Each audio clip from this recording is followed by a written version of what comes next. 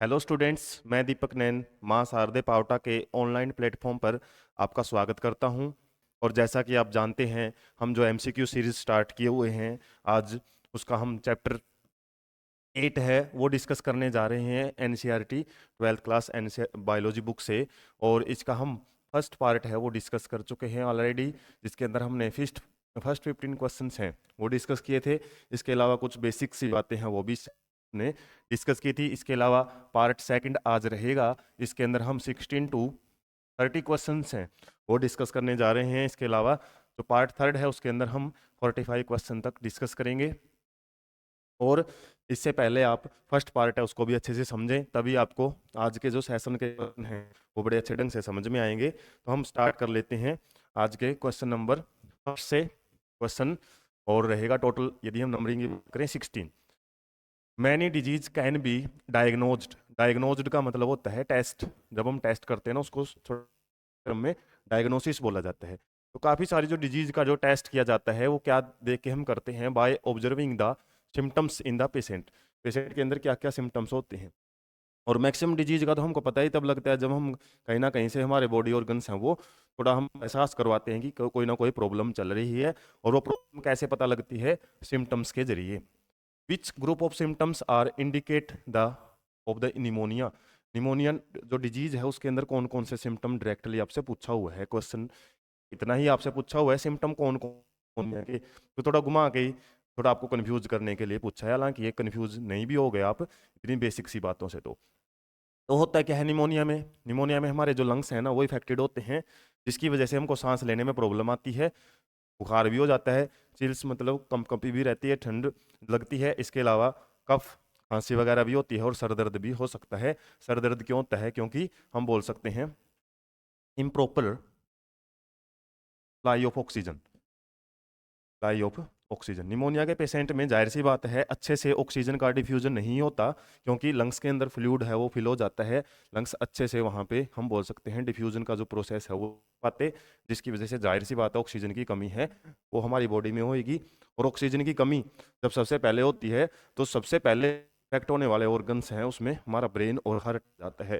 तो सबसे पहले तो ब्रेन में ही या फिर सर में ही क्या होता है, हमको सर दर्द वगैरह होना शुरू होता है। तो जाहिर सी बात है यही सिम्टम्स किसके हैं? हमारे निमोनिया के हैं। इसके अलावा कॉन्स्टिपेशन और एब्डोमिनल पेन से कोई रिलेशन नहीं रहता है, लंग्स वगैरह में हो सकता है, चेस्ट में जरूर।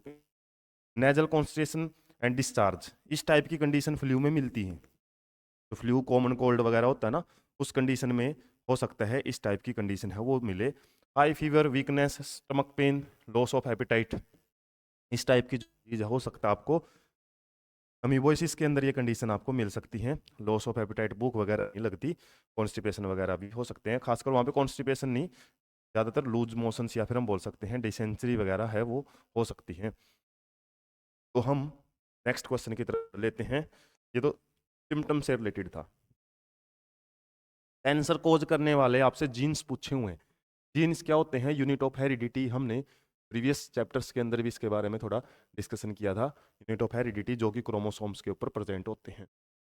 अब कैंसर कोई एक ऐसी डिजीज नहीं है कि जो किसी टॉक्सिक सब्सटेंस वगैरह हम बॉडी के अंदर इंटेक करें और उसकी वजह से वो जहर हमारी बॉडी में फैले और डिजीज कोज करे। हमारे बॉडी में कैंसर क्या होता है? Simply uncontrollable uncontrollable growth of sales.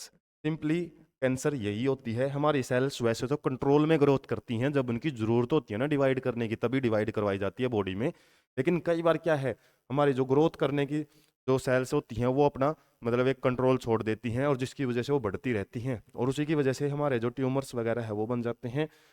और ट्यूमर्स बनेंगे तो जाहिर सी बात है दूसरी सेल्स के लिए जगह नहीं बचेगी, दूसरे टिश्यू को वो डैमेज करना शुरू कर देते हैं। और जब ये ट्यूमर्स कुछ ऐसी इंपॉर्टेंट जगह पे बन जाते हैं, जैसे ब्रेन के अंदर बन गए हैं या फिर किसी अदर पार्ट्स में बन जाते हैं, तो उस केस में वो डिजीज ज़्यादा कोज करने के चांसेस वहाँ पे बढ़ जाते हैं। और इन ट्यूमर्स को फिर क्या किया जाता है? सर्जरी से रिमूव किया जाता है। एक बाग में ट्यूमर्स बनते हैं उनसे कोई प्रॉब्लम नहीं है, उनको नॉन मैलिग्नेंट ट्यूमर बोलते हैं। लेकिन यदि ये ट्यूमर्स दूसरे पार्ट्स में फैलना शुरू कर देते हैं ना, तब बड़ी प्रॉब्लम हो जाती है। उस केस में कैंसर है वो बड़ी मुश्किल से ट्रीट होती है। क्योंकि एक जगह से ट्यूमर्स को तो हम क्या कर सकते हैं, इजिली रिमूव करके बॉडी को फ्री कर सकते हैं। कैंसर जीन्स से फैलती है, जीन्स के अंदर इनबिल्ट कुछ ऐसे मैकेनिज्म होते हैं जो कि कैंसर कोज कर सकते हैं। बस उन जीन्स को क्या करना पड़ता है, हमको एक्टिवेट करना पड़ता है। और यदि वो जीन्स एक्टिवेट हो जाते हैं किसकी वजह से, कार्सिनोजेंस की वजह से। कार्सिनोजेंस ये कुछ ऐसे केमिकल सब्सटेंस होते हैं जो इन इनएक्टिव पड़े जीन्स को एक्टिव कर लेते हैं, और ये जीन्स होते हैं हमारे ओनकोजेंस। ओनकोजेंस एक प्रकार के एक्टिव जीन्स होते हैं, और इनएक्टिव जीन्स क्या होते हैं, प्रोटो ओनकोजेंस बोलते हैं। प्रोटो ओनकोजेंस ये फॉर्म्स कैसी हैं, इनएक्टिव फॉर्म जीन्स की। लेकिन जैसे ही हमारा बॉडी किसी कैंसर केमिकल सब्सटेंस होता है, वो फिजिकल हो, बायोलॉजिकल हो, कोई भी टाइप का सब्सटेंस हो है, उसके कांटेक्ट में आता है, तो ये जीन्स हमारे प्रोटो ओनकोजेंस ओनकोजन में कन्वर्ट हो जाते हैं, और जिसकी वजह से ये फिर क्या है, सेल्स को लगातार ग्रो करना शुरू कर देते हैं। इनके ऊपर फिर कोई भी प्रकार का कंट्रोल नहीं रहता, रेगुलेटरी फंक्शन इनके बंद हो जाते हैं। रेगुलेटरी जीन्स नहीं होते हैं, रिप्रेसर या एक्सप्रेसर, एक्सप्रेसर जीन्स का भी कोई रोल नहीं होता स्ट्रक्चरल जीन। हालांकि जब हम ट्रांसक्रिप्शन पढ़ते हैं उनमें इन जीन्स का रोल जरूर पढ़ते हैं, लेकिन ओनकोजेंस आपको याद रखना पड़ेगा, प्रोटो ओनकोजेंस इसकी इनएक्टिव फॉर्म रहती है। Next question, question number 18। खालिस्तान is at the largest in children but with the onset of puberty. Puberty मतलब किशोर अवस्था, या फिर जब रिप्रोडक्टिव ऑर्गन्स हैं वो मान सकते हैं हम। ऑनसेट मतलब ये बोला कि शुरुआत का टाइम, जब हमारे जो रिप्रोडक्टिव ऑर्गन है वो फंक्शनल हो जाते हैं, उस टाइम तक ये क्या हो जाता है, इट इवेंचुअली श्रिंक्स, सिकुड़ जाती है, और gate replaced by fat, fat के द्वारा रिप्लेस हो जाती है। और ये आपसे क्वेश्चन पूछा हुआ है सिंपली एंडोक्राइन ग्लैंड से related. Endocrine glands, endocrine system जब हम 11th क्लास में पढ़ते थे, उसके अंदर हम काफ़ी टाइप की ग्लैंड्स है वो डिस्कस करते हैं। और इसमें जैसे हम बात करते हैं, थाइमस ही एक ऐसी ग्लैंड है जो हमारे इम्यून सिस्टम में रोल प्ले करती है। इम्यून सिस्टम में रोल प्ले करेगी, बैक्टीरिया वगैरह वायरस वगैरह है उनसे इन्फेक्शन जो होता है उससे बचाती है थाइमस ग्लैंड। और ये बच्चों में ही ज़्यादा बड़ी होती है, जैसे जैसे एज बढ़ती है और ओल्ड एज तक जाते जाते ये बिल्कुल रिड्यूस्ड हो जाती है, जिसकी वजह से बच्चों का जो इम्यून सिस्टम है वो थोड़ा सा अच्छा होता है। उसके बाद जो हमारे बड़े बुजुर्ग होते हैं उनको डिजीज होने के चांसेस बड़े फटाफट होने शुरू हो जाते हैं, क्योंकि ये थाइमस जो ग्लैंड है हार्ट के पास होती है, ये खत्म हो जाती है आराम आराम से। हाइपोथैलेमस को सुपर मास्टर ग्लैंड भी बोलते हैं, ये तो कंट्रोल करती है किसको, पिट्यूटरी ग्लैंड को। और पैराथायरॉइड ग्लैंड कहाँ होती है, ये थायराइड ग्लैंड के पास में होती है, और पैराथायरॉइड हार्मोन है वो है। तो यहाँ पे सिंपली इम्यून सिस्टम से रिलेटेड जो क्वेश्चन दिया हुआ है, आंसर हमारा थाइमस ही रहेगा। Next, ascaris lumbricoides is a species of parasites round worm, या निमेटोड्स भी इसको बोलते हैं।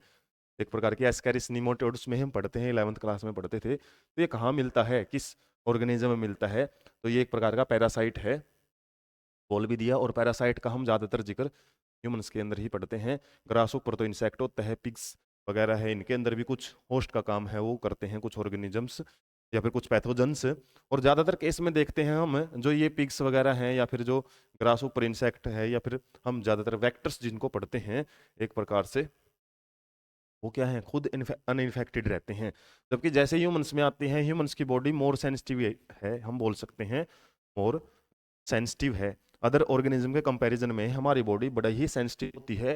और दूसरे ऑर्गेनिज्म में हो सकता है, जैसे कोरोना का भी केस हमने देखा था, कुछ ऐसे ऑर्गेनिज्म या फिर जैसे हमारे नॉर्मल ऑर्गेनिज्म ऐसे हैं जो उससे इफेक्टेड नहीं होते, हम बड़े जल्दी इफेक्ट हो जाते हैं, क्योंकि हम जो भी जितना भी खान पान, हमारा जो लिविंग स्टाइल है इतना ज़्यादा इंप्रूव करते जा रहे हैं हम फैसिलिटीज के चक्कर में, तो हमारी जो बॉडी का जो पावर है, इम्यून सिस्टम है, वो कहीं ना कहीं कमज़ोर होता जा रहा है। और दूसरे जानवर को देखेंगे, वो किसी भी ठंडे गर्म ऐसे अजीब से एनवायरनमेंट में भी रह लेते हैं, और उनको रहना ही पड़ता है, उनके पास कोई ऑप्शन ही नहीं होता। इसकी वजह से उनको एक अच्छा बेनिफिट ये है कि डिजीज वगैरह उनको कम लगती हैं।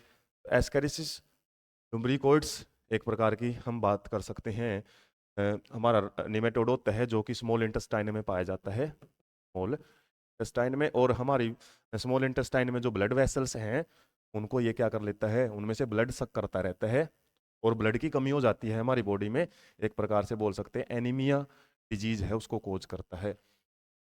इसका आप थोड़ा सा आइडिया रख सकते हो। एक प्रकार का पैरासाइट है ये, और ब्लड सक वगैरह करता रहता है। Next question, malignant tumours. Malignant tumours क्या होती हैं? सिंपली वो अभी हमने डिस्कस भी किया था, जो एक जगह से दूसरी जगह फैल के और कैंसर को बहुत ज़्यादा फैटल बना देती हैं, नुकसान वाली बना हैं। इसमें क्या होती है? सेल्स प्रोलिफरेट, प्रोलिफरेट मतलब मल्टीप्लाई, सेल हैं वो सिंपली मल्टीप्लाई करेंगी, ग्रो रैपिडली, बहुत स्पीड से मतलब अपनी संख्या बढ़ाती हैं, and move to other parts. ये सबसे इनकी प्रॉब्लमेटिक कंडीशन होती है, एक पार्ट से दूसरे पार्ट में पहुंच जाती है और वहां से नए नए ट्यूमर्स हैं, नई नई गांठें हैं, वो बनाना शुरू कर देती है। इस प्रॉपर्टी को हम क्या बोलते हैं? और ये बुक के अंदर बड़े अच्छे ढंग से प्रॉपर्टी दी हुई है, मेटास्टेसिस। और मेटास्टेसिस में क्या होता है? सिंपली जो मैलिग्नेंट ट्यूमर्स की सेल्स हैं वो लोड होती है हमारे ब्लड में, और लोड होकर वो किसी दूसरे पार्ट में पहुंच के वहां पे अनलोडिंग उनकी हो जाती है, ट्रांसफर हो जाती है एक पार्ट से दूसरे पार्ट में, और वहां पे फिर ट्यूमर्स कोज करती हैं। तो ये है आपका मेटास्टेसिस प्रॉपर्टी। टेरिटोजेनेसिस क्या होती है? टॉक्सिक सब्सटेंस जो हमारी बॉडी के अंदर चले जाते हैं या उसके एक्सपोज में चले जाते हैं, उससे फैलने वाली एक प्रोसेस है, कुछ डिजीज बॉडी इस तरीके रिस्पॉन्स करता है, उसको हम टेरिटोजेनेसिस बोलते हैं, टॉक्सिसिटी से रिलेटेड है। माइटोसिस क्या होती है? एक प्रकार का सेल डिवीजन है, इसको हम इक्वेशनल सेल डिवीजन भी बोलते हैं, 11th में आप पढ़ चुके हो इक्वेशनल सेल डिवीजन। और मेटाजेनेसिस क्या होती है? एक प्रकार से किसी ऑर्गेनिज्म की सेक्सुअल एंड एसेक्सुअल जो स्टेज होती है लाइफ की, उसके बीच का एक प्रकार का लिंक, हम इसको बोलते हैं मेटाजेनेसिस। सेक्सुअल स्टेज और एसेक्सुअल स्टेज के बीच की स्टेज होती है। तो मेटास्टेसिस ही यहाँ पे प्रॉपर्टी है, वो आपको पूछी हुई है। Next question, when an apparently healthy person is diagnosed as unhealthy by a psychiatrist। अब साइकेट्रिस्ट क्या होता है? से ही आपसे आ जाएगा। साइकेट्रिस्ट ऐसे डॉक्टर होते हैं जो मतलब हमारे जो ब्रेन की डिसफंक्शनिंग है, या फिर जो हमारी मेंटल डिसऑर्डर्स वगैरह हम बोल सकते हैं, मेंटल डिसऑर्डर्स, वो ज़्यादातर हैं साइकेट्रिस्ट। नॉर्मल टेस्ट से ब्रेन के जो फंक्शनिंग है, या ब्रेन की जो हम बोल सकते हैं कोई डिसऑर्डर है, प्रॉब्लम है, उसको नॉर्मल टेस्ट से हम पता नहीं करते। साइकेट्रिस्ट का काम होता है, कुछ है ट्रिक्स वगैरह उसके पास होती हैं, कुछ वो पेशेंट के दिमाग की सारी बातें निकलवा लेता है।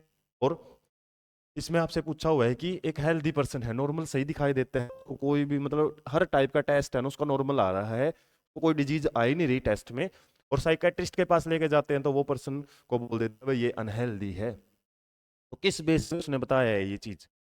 The patient shows behavioural and social mail adjustment.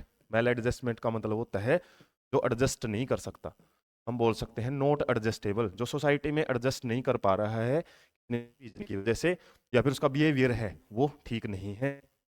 और जो दिमाग के टेस्ट वगैरह टाइप का टेस्ट देखोगे वो नॉर्मल ही, बस ये वाली कंडीशंस हैं वो अब्सेंट मिलेंगी, हालांकि आंसर तो हमारा यहीं से है।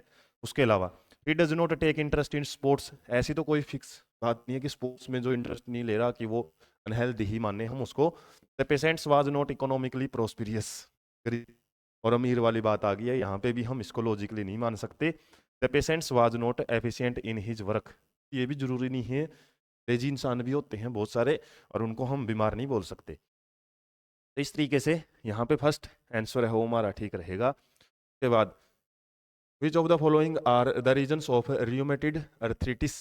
रियोमेटिड अर्थरिटिस क्या है? एक प्रकार की ऑटो इम्यून डिजीज है, अपनी बुक में बड़े अच्छे ढंग से इसको भी एक्सप्लेन किया हुआ है, ऑटो इम्यून डिजीज। इसके अंदर क्या होता है? हमारी जो बॉडी की सेल्स है ना, उनको हमारा इम्यून सिस्टम, जो इम्यून सिस्टम हमारी बॉडी की खुद की सेल को ही पहचानने में गलती कर बैठता है, जिसकी वजह से क्या करेगा, हमारी सेल्फ सेल्स होती हैं जो सेल्फ सेल्स, उन्हीं को ही डैमेज करना शुरू कर देता है, हमारा मतलब अपनी खुद की सेल्स को ही फॉरेन सेल समझ के खत्म करना शुरू कर देता है, और जिसकी वजह से जो डिजीज होती है फिर उसको ऑटो इम्यून डिजीज बोलते हैं।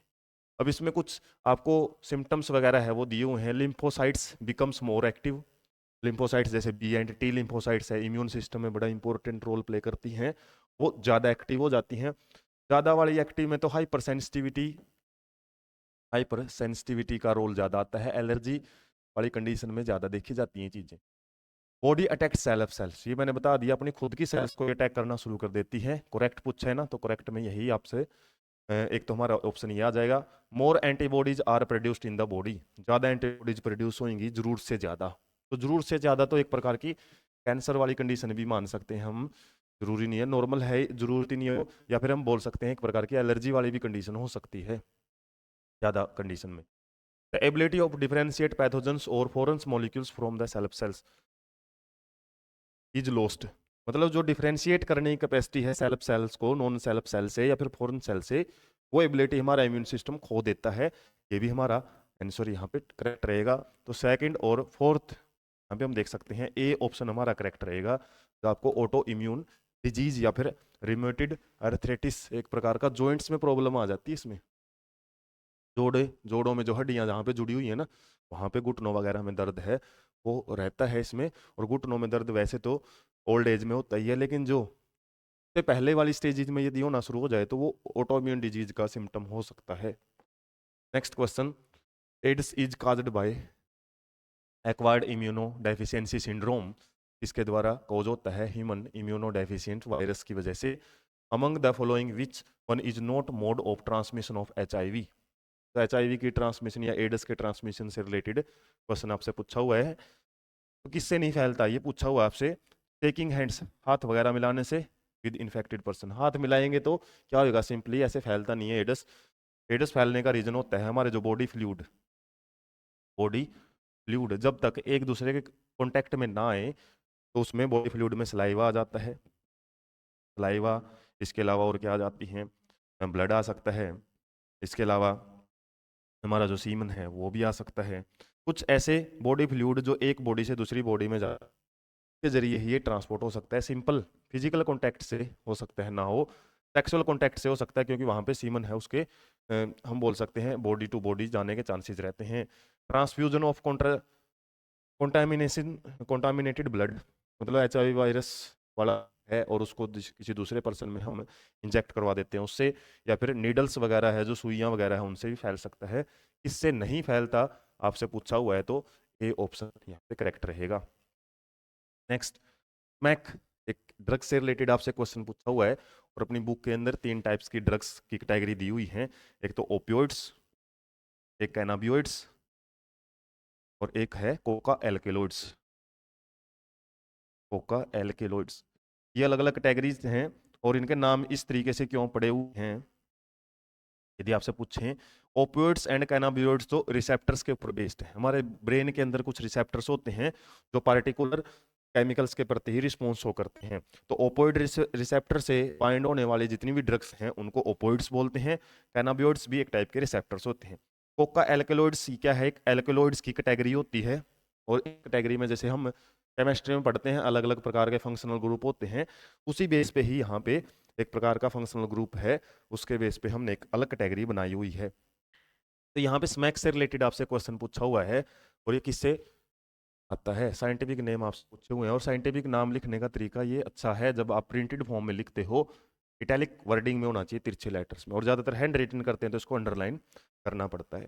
पेपर सोमनीफेरम, ये भी डायरेक्ट क्वेश्चन है, इसी से एक स्मैक है वो ले जाती है, एक प्रकार का हम बोल सकते हैं ये, आप कन्फर्मेशन वैसे कर लेना, ओपियोइड टाइप का रिसेप्टर होता है जो कि हमारी बॉडी वगैरह का स्टिमुलेंट का काम करता है। काफ़ी सारे जो नशे हम पढ़ते हैं ना तो उसमें इन्हीं में से एक कैटेगरी है, स्मैक वगैरह है, इसके अलावा मोर्फिन है और चर्स वगैरह है, काफ़ी सारी आ जाती हैं इसमें कंडीशन। इसके अलावा कैनिबिस स्टाइवा कैनिबोइड है, वो हम ज़्यादातर निकालते हैं। इसके अलावा दतूरा और कोका, कोका से हम बात कर सकते हैं, कोका एल्कोलॉइड्स है उनको निकाला जाता है। तो इस तरीके से आपको इनके एग्जाम्पल्स याद रखने पड़ेंगे और डायरेक्ट क्वेश्चन में आपको एग्जाम्पल से ही काम चलेगा। मैक्स से रिलेटेड क्वेश्चन था ये। Next question, the substance produced by a cell in viral infections that can protect other cells from further infection, एक प्रकार का मैसेंजर का काम करते हैं, कुछ ऐसे केमिकल सिक्रीट करती हैं। एक बार यदि सेल्स है ना हमारी बॉडी की वायरस से इन्फेक्ट हो जाए तो वो क्या करेंगी, आसपास की सेल्स को सिग्नल भेज देती हैं और केमिकल्स की फॉर्म में सिग्नल भेज देती हैं ताकि हमारे आसपास की सेल्स हैं वो इन्फेक्शन से बच सकें, वो इन्फेक्शन उनके अंदर ना हो। तो ये कौन से केमिकल होते हैं, इंटरफेरोन्स नाम के केमिकल्स हैं ये रहते हैं, और ये हमारी बॉडी की इनबिल्ट इम्यूनिटी होती है, हम बोल सकते हैं फॉरेन इम्यूनिटी भी बोल सकते हैं, जन्म से ही हमको मिलती है इस टाइप की जो इंटरफेरोन छोड़ने की कैपेसिटी, या फिर इनको हम बोलते हैं first line of defence. First line of defence भी इनको बोला जाता है। मतलब हमारी बॉडी में जब भी कोई वायरस वगैरह इन्फेक्शन करेगा, सबसे पहले यही लड़ती हैं, और उसके बाद जो भी रिस्पॉन्स है उसको प्राइमरी रिस्पॉन्स बोलते हैं। और दोबारा जब यदि कोई भी इन्फेक्शन उस टाइप का होता है बॉडी में, फिर हमारा सेकेंडरी रिस्पॉन्स एक्टिव होता है, बी एंड टी लिम्फोसाइट्स हैं वो एक्टिव होती हैं। इंटरफेरोन से रिलेटेड आपसे पूछा हुआ है इसमें। इंटरफेरोन ही वो केमिकल सब्सटेंस है जो इन्फेक्टेड सेल्स क्रिएट करती हैं। इसके अलावा हिस्टामिन्स वगैरह होते हैं, ये एलर्जिक रिस्पॉन्स रहता है। कोलोस्ट्रोम, कोलोस्ट्रोम क्या होता है, ये एक प्रकार का जो मिल्क प्रोड्यूस होता है इंटेंस लैक्टेशन के टाइम ड्यूरिंग द, या फिर हम बोल सकते हैं आफ्टर डिलीवरी ऑफ बेबी, उसको कोलेस्ट्रॉम बोलते हैं। इसमें IgA टाइप की एंटीबॉडी है वो प्रेजेंट होती है, चैप्टर में पढ़ भी चुके हैं ह्यूमन रिप्रोडक्शन वाले में। और सेरोटोनिन भी एक ऐसा ही केमिकल सब्सटेंस है, सेरोटोनिन और हिस्टामिन्स, इनको आप एक बार कंफर्मेशन कर लेना किससे रिलेटेड है। जो भी आपको आइडिया रहता है वो आपको बताने की कोशिश कर दी जाती है। उसके बाद next question number 26, transplantation of tissue. Transplantation एक बड़ी ही इंपॉर्टेंट प्रोसेस होती है जिसमें हम एक पर्सन से जो टिश्यू है या फिर ऑर्गन है वो दूसरे पर्सन में इंसर्ट करवाते हैं। क्या करने के लिए, उस पर्सन को उस डिजीज वगैरह से छुटकारा दिलाने के लिए। To save certain patients often fails due to rejection of such tissue and organs. कई बार क्या देखा जाता है, जैसे किडनी किसी की फेल हो चुकी है और हम बाहर से किसी दूसरे पर्सन से किडनी लेके आते हैं डोनर से, तो कई बार क्या होता है कि किडनी डालते ही पेशेंट की जो बॉडी है उस किडनी को फेल बना देती है। हालांकि वो किडनी जब हमने इंसर्ट की थी उसके अंदर वो बिल्कुल ठीक थी, लेकिन उसका बॉडी है उसको खराब कर देता है। बड़ी मुश्किल से वो किडनी मिली थी, लेकिन खराब करने का कई बार चांसेस मिल जाते हैं हमको। तो यहाँ पे आपसे पूछा हुआ है which type of immune response is responsible for such rejection. तो उस बॉडी की गलती नहीं है। जैसे हमने बात की थी, हमारी बॉडी है ना, जो उसका इम्यून सिस्टम जो होता है एक प्रकार की आर्मी होती है हमारी, वो क्या काम करती है, उसका काम यही होता है कि बाहर से कोई भी बैक्टीरिया वायरस कुछ भी टाइप की चीजें यदि आगे ना, चाहे अच्छी चीजें ही क्यों ना हो, हालांकि हम खाना खाते हैं वो तो डाइजेस्टिव सिस्टम में ब्रेक होके नॉर्मल फॉर्म में जाता है, उससे तो कोई प्रॉब्लम नहीं होती। यदि हम डायरेक्टली बॉडी को किसी ट्रैक से एंटर करवाएं, फूड वगैरह को डायरेक्ट एंटर करवाएं या फिर कुछ ऐसे केमिकल को एंटर करवाएं, तो हमारा बॉडी का इम्यून सिस्टम एक्टिव हो जाता है और उस चीज को वो एज ए टेररिस्ट एक्टिविटी मान के उसको क्या करेगा, कोप अप विद, उसके साथ निपटारण करने की कोशिश करेगा, चाहे वो अच्छी चीज क्यों ना हो। जैसे टिश्यू है, हालांकि किडनी है उस पर्सन को जरूरत है, लेकिन फिर भी हमने क्या कर दिया, देख रहे हैं कि हम उसका इम्यून सिस्टम उसको डैमेज कर रहा है, क्योंकि उसका इम्यून सिस्टम ऐसे ही ट्रेंड है, और ये किसी भी पर्सन का इम्यून सिस्टम हो वो ऐसे ही ट्रेंड होता है, सिंपली और उन चीज को खत्म कर देता है। और इसमें हमारा ज्यादातर कौन से वाला इम्यून सिस्टम रोल प्ले करता है, cell mediated immune system, CMI type के इम्यून सिस्टम। और एक होता है ह्यूमरल रिस्पॉन्स सिस्टम, HMI हम बोलते हैं, जो ब्लड से रिलेटेड रहता है, जो बॉडी फ्लूइड से रिलेटेड हम बोल सकते हैं, बॉडी फ्लूइड से रिलेटेड। यदि हमने कोई फ्लूइड इंजेक्ट करवाया है उसके प्रति जो रिस्पॉन्स क्रिएट हुआ है ना बॉडी में, वो हमारा ह्यूमरल रिस्पॉन्स, जो हम बोल सकते हैं humour mediated immune response active होता है। हालांकि इसने दिया भी वो, ये बॉडी फ्लूइड से रिलेटेड है। Autoimmune response, autoimmune disease cause करता है जब सेल्फ और नॉन सेल्फ को क्या कर सकते हैं हम, हमारी बॉडी के अंदर की ही कुछ सेल्फ सेल्स हैं उन्हीं को फॉरेन सेल्स के रूप में ट्रीट करता है, वो होता है ऑटो इम्यून डिजीज या रिस्पॉन्स। और बाहर से आने वाली सेल्स को जो कि हमारी बॉडी में यदि से कोई बैक्टीरिया वायरस एंटर करता है ब्लड के जरिए, यदि एंटर कर गई तो सबसे पहले निपटा जाता है किससे, HMI से। और यदि वो सेल्स के अंदर एंटर कर चुका है, फिर वो सेल्स वाला इम्यून सिस्टम है वो उसको खत्म कर, यहाँ पे जो टिश्यू वगैरह हैं हमारी बॉडी में इंसर्ट करवाते हैं, तो सेल मेडिएटेड इम्यून रिस्पॉन्स क्या करता है, उसको खत्म कर सकता है, डिसफंक्शनल बना सकता है। इसी चीज से बचाने के लिए हमारी बॉडी को इम्यूनो सप्रेसेंट, जिस पर्सन को ऑर्गन ट्रांसप्लांटेशन करवाया ना, तो इम्यूनो सप्रेसेंट ड्रग्स हैं वो भी खानी पड़ती हैं पूरी लाइफ टाइम, क्योंकि उसका इम्यून सिस्टम को दबा के रखना ही, सिस्टम दोबारा एक्टिव हो गया तो को उसके लिए तो वो फौरन, और क्या किया जाता है फिर, इम्यून सिस्टम को ही दबा के रखा जाता है। और ऐसी कंडीशन में उस पर्सन को हो सकता है कुछ वायरल इन्फेक्शन वगैरह है वो टाइम टू टाइम होते रहें, क्योंकि इम्यून सिस्टम को दबा के रख दिया। तो इम्यून सिस्टम तो हमारे काम की भी तो चीज़ है सबसे ज़्यादा, तो ये हमारे वायरल इन्फेक्शन वगैरह है काफ़ी सारे इन्फेक्शन से बचा के रखता है। तो ऐसे इन्फेक्शन से तो फिर उसको दवाइयों के सहारे ही जिंदा रहना पड़ेगा, उसका बॉडी है ना उस इन्फेक्शन के प्रति खुद नहीं कुछ काम कर सकता। ऐसे पर्सन के लिए ये भी प्रॉब्लम आ जाती है। और सिंपल आपसे हमारे इम्यून सिस्टम से रिलेटेड क्वेश्चन था, उसका आंसर हम जिक्र कर चुके हैं। उसके बाद एंटीबॉडीज प्रेजेंट इन कोलोस्ट्रोम, ये तो हमारा ह्यूमन रिप्रोडक्शन से अभी भी मैंने डिस्कस कर लिया। IgA एंटीबॉडी होती है जो कि हमारे जो यंग बोर्न होता है उसका इम्यून सिस्टम है उसको इनबिल्ट करती है, उसको बढ़ाती है। IgG एंटीबॉडी और IgD एंटीबॉडीज, इनका भी एक स्पेसिफिक फंक्शन होता है। इसके अलावा IgE का हमारा फंक्शन पढ़ते हैं हम, एलर्जिक रिस्पॉन्स क्रिएट करती है। एलर्जिक रिस्पॉन्स है उनको क्रिएट करने में रोल प्ले करती हैं। इसके अलावा इनका भी पार्टिकुलर रिस्पॉन्स हमारी बॉडी में रहता है। किसी का यह है कि लिम्फोसाइट प्रोडक्शन करती हैं, मेरे को इतना क्लियर नहीं है लिम्फोसाइट्स जी या डी कौन सी करेगी। इस तरीके से लिम्फोसाइट सेल्स को भी प्रोड्यूस करती हैं, काफ़ी सारी होती हैं ये IgA IgG DE। तो आपको जो ज़्यादातर अपनी बुक के अंदर है इनका जो डिस्कशन बड़ा इंपॉर्टेंट रहता है, बाकी आप इनका भी ध्यान रख सकते हो। नेक्स्ट क्वेश्चन देख लेते हैं, question number 28। The immune system which comprises, आपसे पूछा है इम्यून सिस्टम क्या होता है, किससे मिलके बनता है। ह्यूमरल और सेल मेडिएटेड इम्यून रिस्पॉन्स से मिलके बनता है। फाइब्रस नाम का कोई इम्यून रिस्पॉन्स नहीं होता। एंटीजन्स और एंटीबॉडीज, एंटीजन्स तो क्या होते हैं, बाहर से आने वाले फॉरेन मटेरियल को एंटीजन बोलते हैं। लिम्फोसाइट्स क्या होती हैं, हमारी लिम्फ के अंदर पाए जाने वाली सेल्स होती हैं। B&T लिम्फोसाइट्स, बी मतलब ये बोन मैरो में हमारी मैच्योर होती हैं, और टी क्या होती हैं, थाइमस के अंदर मैच्योरेशन होती है। और थैमस और बोन मैरो में मैच्योर होने के पास ये लिम्फ वेसल्स या लिम्फ नोड, खासकर लिम्फ नोड्स के अंदर क्या करती हैं, हमारे बैक्टीरिया या वायरस से एक प्रकार से इंटरेक्ट करती हैं। तो लिम्फोसाइट्स तो लिम्फ में पाई जाती हैं, तो यहाँ पे हमारा जो रियल आंसर रहेगा वो cell mediated and humoral response होता है, या फिर इम्यून सिस्टम होते हैं, वही हमारी बॉडी का इम्यून सिस्टम उसको बनाते हैं। के बाद सेकंड लास्ट क्वेश्चन देख लेते हैं। विच of the following is a viral disease, कौन सी एक वायरल डिजीज है वो आपसे पूछा हुआ है। तो फ्लू, इन्फ्लुएंजा, इसको हम फ्लू भी बोलते हैं, तो फ्लू ही हमारा एक वायरल डिजीज है। डिप्थीरिया बैक्टीरियल डिजीज है। लेप्रोसी फिलेरियासिस ये किसकी डिजीज है, एक प्रकार के राउंड वॉर्म से होने वाली डिजीज है। और लेप्रोसी इस टाइप से ये बैक्टीरियल डिजीज में आ जाती है, मान सकते हैं बैक्टीरियल डिजीज है। उसके बाद लास्ट क्वेश्चन रहेगा आज के सेशन का, question number 30। Cell involve in the immune mechanisms are, immune system में कौन कौन सी सेल्स हैं वो इंपॉर्टेंट रोल प्ले करती हैं। एरिथ्रोसाइट्स, ये साइंटिफिक नेम है WBC का, और WBC पे होता है हीमोग्लोबिन, और इसका काम क्या होता है, transport of oxygen, mainly transport of oxygen का काम होता है हीमोग्लोबिन का।